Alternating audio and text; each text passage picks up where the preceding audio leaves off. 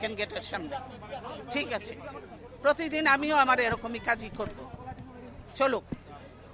কতদিন চলে? কি মনে করেছেন কি দেশটা কি আপনাদের একলার পৈতৃক সম্পত্তি হয়ে গেছে আওয়ামী লীগের? যে গুন্ডা বাহিনী দিয়ে আমাদের প্রোগ্রাম বন্ধ করতে চান, পুলিশ বাহিনী দিয়ে প্রোগ্রাম বন্ধ করতে চান। সাহস থাকে কাউন্টার প্রোগ্রাম করে দেখাতেন, সাহস নেই। 10টা লোকও আসে না, ভাড়াটিয়া লোক ভাড়া করে ডিসিএসপি দিয়ে লোক আনায়, বুঝি এটা। না হলে এরকম এত করুণ পরিণতি হয়, 154টা সিট আনকন্টেস্টেড হয়ে যায়, আর বাকি রয়েছে কি, বাকিগুলোও করে ফেলবে। ওটা নিয়ে ওটা কোনো ইলেকশন নয়, এটা যে সিলেকশন হয়েছে, ভাগাভাগি নির্বাচন হয়েছে, এটা আজকে জাতির কাছে পরিষ্কার, দেশের মানুষের কাছে পরিষ্কার। তাই মানুষ আজকে ধিক্কার দিচ্ছে। ধিক্কার দিয়ে আমরা এই সরকারকে ধিক্কার দিই যে আজকে কি করছেন। আপনাদের সঙ্গে আমাদের কোনো বিরোধ নেই, আপনারা দায়িত্ব পালন করছেন, কিন্তু আমি মনে করি যে দায়িত্বটা সুন্দরভাবে পালন করেন, সম্মানের সঙ্গে, যাতে আমরাও কাজ করতে পারি, আপনারাও কাজ করতে পারেন, সেভাবে আপনারা করেন।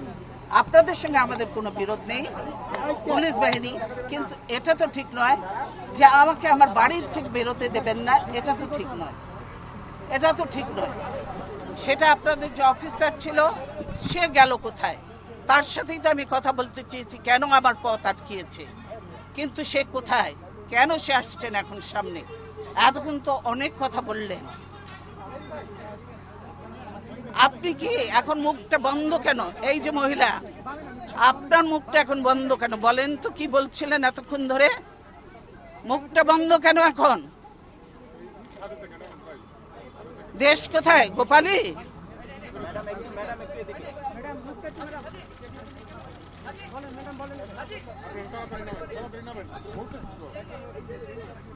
গোপালগঞ্জ জেলার নামই বদলে যাবে, বুঝছেন? গোপালগঞ্জ আর থাকবে না। আল্লাহর গজব পড়বে আপনারা যা শুরু করে দিয়েছেন। কতগুলো আলেমকে হত্যা করেছেন, এতিমকে হত্যা করেছেন, কতগুলো বিডিআর অফিসারকে হত্যা করেছেন। সেদিন কি কোথায় ছিল হাসিনা? সেদিন হাসিনা কোথায় ছিল? এতগুলো অফিসারকে মারলো, 57 জন অফিসারকে হত্যা করলো, সেদিন হাসিনার এই ফোর্স কোথায় ছিল? কেন সে ফোর্স পাঠায় নাই? আসলে সে নিজেই জড়িত ছিল এই হত্যাকাণ্ডের সঙ্গে, সেজন্যই আজকে তো এমন অনেক আননোন চেহারা দেখা যায় যাদেরকে চেনা যায় না যে তারা আসলেই বাংলাদেশি কিনা। বাংলাদেশের আজকে যে কর্মসূচি ছিল, আপনারা যদি দেশকে ভালোবাসতেন তাহলে আজকে ছিল আমাদের সার্বভৌমত্ব রক্ষা এবং democracy for road March, democracy for March ছিল আমাদের কর্মসূচি। তো গণতন্ত্র চাবেন না, দেশ রক্ষা করতেও চাবেন না, গোলামি করবেন, দালালি করবেন। এই গোলামি তো রাখবে না। লিন্দুব দর্জির ইতিহাসটা পড়ে দেখেন, সেও কিন্তু টেকে নাই বেশি দিন, তাকেও বিদায় নিয়েছে এত দালালি করে, দেশ বিক্রি করে। কাজে এই দেশ বিক্রি চলবে না হাসিনার, দেশ রক্ষা হবে ইনশাআল্লাহ। দালালি বন্ধ করতে বলেন, আর হাসিনার দালালি করে লাভ হবে না। বাংলাদেশের মানুষের সঙ্গে থাকেন, জনগণের সঙ্গে থাকেন, দেশের মানুষের সঙ্গে থাকেন, তবেই কাজে দেবে। দেশ বাঁচবে, মানুষ বাঁচবে। আজকে সকলের দায়িত্ব হয়ে গেছে দেশ বাঁচানো, মানুষ বাঁচানো। আর আপনারা ঘরে ঘরে ঢুকে এখন মানুষ হত্যা করছেন, মনে করেন যে এগুলোর হিসাব নেই।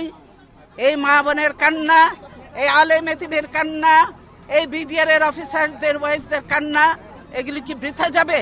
এগুলি কোনোদিনও বৃথা যাবে না। আজকে যারা এই জুলুম নির্যাতন করছেন তাদেরকে এদের মতো একদিন চোখের পানি ফেলতে ফেলতে, মুছতে মুছতে তারা চোখ অন্ধ হয়ে যাবে, বুঝলেন? এখনো সময় আছে, ধাক্কাধাক্কি বন্ধ করেন, ধাক্কাধাক্কি বন্ধ করেন। আমরা কেউ ধাক্কাধাক্কি করতে আসিনি, আমরা কোনো ধাক্কাধাক্কি করতে আসিনি। আমি বলছি আপনারা চাকরি করেন, আপনারা করবেন, কিন্তু এরকম আমাদের গায়ের উপরে উঠে পড়বেন না। দূরে থাকেন, দূরে থাকেন। আপনাদের জায়গা যেখানে সেখানে, আপনাদের রাস্তার তো থাকার কথা, আপনার বাড়ির মধ্যে এসে গেছেন কেন?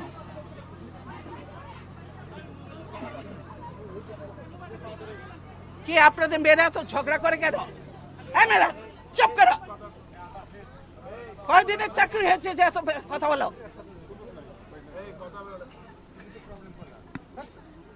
কিসের জন্য এত কথা বলো? চুপ থাকো, বেয়াদব কোথাকার।